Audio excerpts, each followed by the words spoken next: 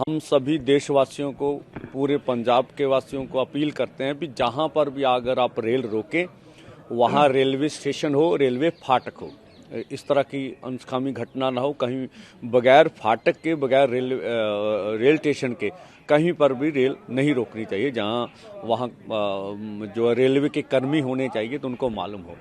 जिस तरह से हम देख रहे हैं कि जो कल पंजाब की विधानसभा में हुआ, तो ये भी एक किस्म का केंद्र का हाथ बटाने वाली बात है। जो सरकार है, जिस तरह से जो बातें निकल कर आ रही हैं कि किसी के व्यवहार पर मीडिया में चर्चा चल रही है, तो ये चर्चा भी गिनमित के चलाई जा रही है कि मीडिया में इसकी डिबेट हो, किसान आंदोलन डीरेल हो, ये भी हम देख रहे हैं।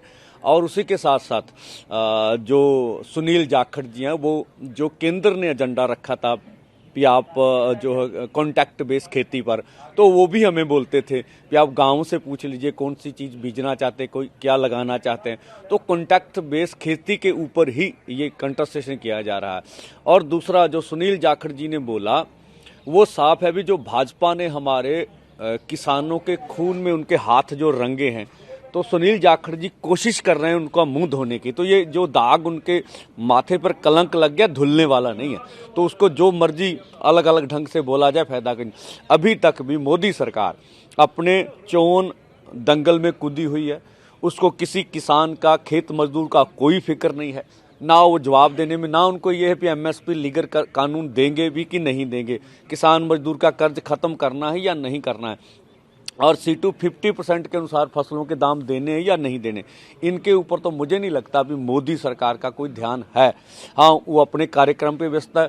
और जो जिस तरह से अजय मिश्रा टैनी को टिकट दी गया, उनकी मंशा स्पष्ट हो गई। और जिस तरह से देश की राजधानी दिल्ली में जिस तरह से किसानों को घुसने का जो मौका नहीं दिया जा रहा, तो ये उसके सामने बहुत बड़ा सवाल है। जब हमने ऐलान कर दिया अब कि 6 को जो हमारे अन्य राज्य हैं, जो ट्रैक्टर ट्रॉली नहीं लेके आ सकते, जो रेलगाड़ी से, बस से या पैदल चल कर आएंगे, तो अभी तक केंद्र का कोई बयान नहीं है कि उन किसानों को हम जंतर मंतर पर धरना लगाने देंगे।